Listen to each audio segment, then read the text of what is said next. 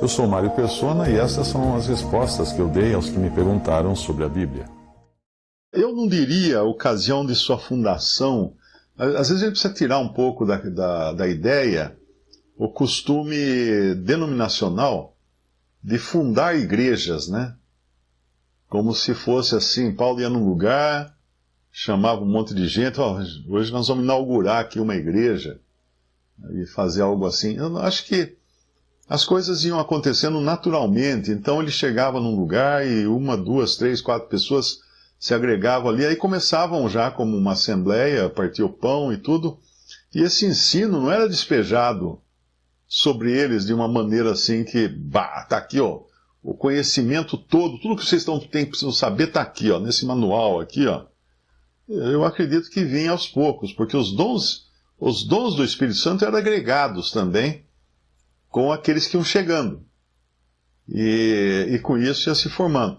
Agora, já devia ter um tempo aqui de existência, essa Assembleia, porque eles já tinham saído da fase do primeiro amor, de receber as coisas com alegria, e já tinham passado para a fase das guerras internas e das dificuldades, e dos erros e dos enganos, e até mesmo da inserção ou a intromissão de falsos mestres e falsos doutores e falsos apóstolos.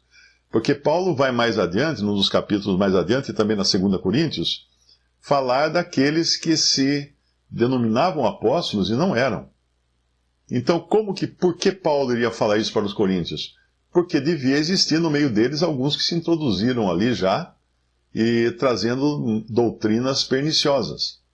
Então, uma das necessidades numa assembleia, e aí entra a questão do discernimento também, é a dos vigilantes, dos porteiros, como existiam os porteiros no templo, ou mesmo em Jerusalém, né, nos muros de Jerusalém. Nós encontramos lá em Neemias, não é em Neemias, é no outro livro, juntinho de Neemias. Memória foi embora pro vinagre aqui. Neemias, isso, é Neemias 7. Nada como ser jovem e ter o cérebro funcionando. Depois de um tempo, mas uma das bênçãos do esquecimento, sabe que esquece não só as coisas naturais do dia a dia, mas esquece também as birras, as brigas, as mágoas, todas as más memórias, vai tudo embora. Então, existe uma certa bênção na velhice, além de você poder assistir de novo aquele filme. Eu me pego, às vezes, no fim de um filme, eu paro e falo assim, eu já vi esse filme. Eu já assisti? Não é possível. Eu já assisti, mas não lembro como termina. Deixa eu terminar para ver. Então, por isso que é bom ser jovem, para lembrar esses versículos, como esse aqui de Neemias, então, no capítulo 7, versículo 3, ele disse-lhes, não se abram as portas de Jerusalém até que o sol aqueça. O que é o sol aqueça? O sol a pino. O sol do meio-dia, que é o sol mais quente.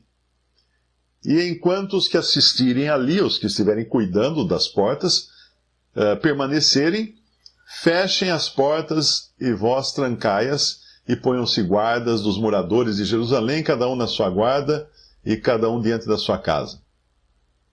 Então, o que acontecia ali? Na reconstrução dos muros e depois do templo também, aqui foi depois que o muro foi edificado, né? Levantei portas, que é o versículo 1, ele está falando isso. E foram estabelecidos os porteiros, os cantores e os levitas. Era preciso vigiar. E muitas vezes não há vigilância. E aqui Corinto pode ter passado por esse problema da falta de vigilância, como ele vai denunciar lá em 2 Coríntios 11, versículo 12. Mas o que eu faço, o farei, para cortar ocasião aos que buscam ocasião, a fim de que naquilo em que se gloriam sejam achados assim como nós. Porque tais falsos apóstolos são obreiros fraudulentos, transfigurando-se em apóstolos de Cristo. Ou seja, esses caras já deviam estar dentro ali. E não é maravilha porque o próprio Satanás se transfigura em anjo de luz. Não é muito, pois, que os seus ministros se transfigurem em ministros da justiça, o fim dos quais será conforme as suas obras. Então perceba que quando começa uma assembleia, quando os irmãos começam a desfrutar da verdade, Satanás já manda os seus emissários ali. Ele vai já querer se introduzir, botar gente lá dentro, botar espião, para minar o progresso, minar a evolução daquelas pessoas no conhecimento da palavra de Deus. Quando você vai lá na carta de Judas, por exemplo, no versículo 4, Judas 1:4, porque se introduziram alguns, se introduziram por quê? Porque vieram de fora, que já antes estavam escritos para este mesmo juízo, homens ímpios, que convertem em dissolução a graça de Deus e negam a Deus, único dominador e Senhor nosso. E aí ele vai falar aqui bastante mal, né?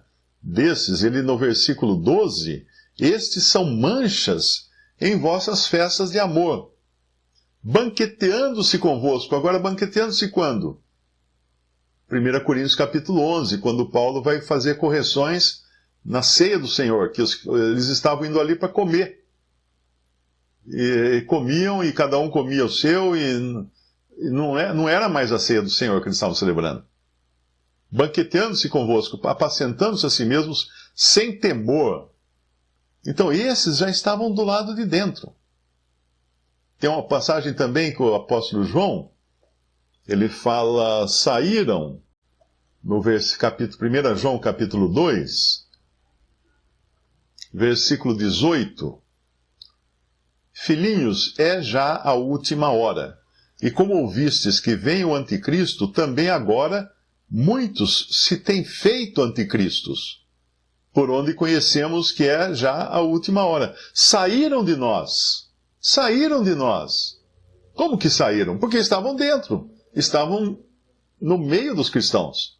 Saíram de nós, mas não eram de nós. Porque se fossem de nós, ficariam conosco. Mas isso é para que se manifestasse que não são todos de nós. E vós tendes a unção do santo e sabeis tudo. E aí entra o discernimento. O discernimento que é dado pelo Espírito Santo. Então não pode baixar a guarda, né? Quando nós vemos que eles desceram dessa condição, estava tudo bem no começo, mas depois já aparecem aqui tantos problemas lá em Corinto, o que eles fizeram? Eles deixaram o portão aberto. Lá em Neemias, eles não podiam abrir o portão, a não ser que o sol estivesse a pino. O que era o sol a pino? O sol mais quente? É quando não faz sombra. Porque o sol está em cima da sua cabeça, a sua sombra fica escondida, né? Não tem sombra. Mas a medida, esse é o horário que dá para você enxergar tudo sem sombras. Mas se for um outro horário, vai ter sombra. E se tem sombra, não pode entrar. Isso é muito importante para entendermos também a disciplina e o certo rigor que existe, não apenas em se receber alguém à comunhão, numa assembleia, mas também em permitir o ministério. Porque a maneira do diabo se introduzir no meio dos cristãos não é trazendo prostitutas para reunião ou coisa assim, não é isso. É falando. É falando, é ministrando. Ministrando erros, mentiras, má doutrina. Ele vai semear, assim, a colocar a semente de dúvida também na cabeça dos que estão ali. Então é esse se perguntar como é que foi que eles degringolaram, né? Que eles desceram essa ribanceira depois que eles tinham sido tão bem instruídos pelo apóstolo, por que aconteceu isso? Porque deixaram os portões abertos, porque não verificaram se tinha sombra. Não perceberam sombras, né? Alguns que vinham trazendo sombras e dúvida e deixaram entrar. E por isso que é muito importante também isso. O José Newton perguntou também se nós podemos comparar essas atitudes, essa corrupção que entrou na igreja em Corinto, com a conduta do povo de Israel quando eles saíram do Egito e tiveram que andar 40 anos no deserto para aprender o que Deus desejava. Bom, no caso de Israel, ou dos hebreus, né, porque ali ainda não... eles eram os hebreus que não escaparam, né, foram libertos do Egito. Eles traziam junto a eles um mundaréu de gente, não eram só ali hebreus. Porque a hora que muitos escravos viram aquele povo, o portão abrir e o povo sair, o que eles fizeram? Vou nessa. Vamos nessa, né? É como está acontecendo agora, lá no Afeganistão.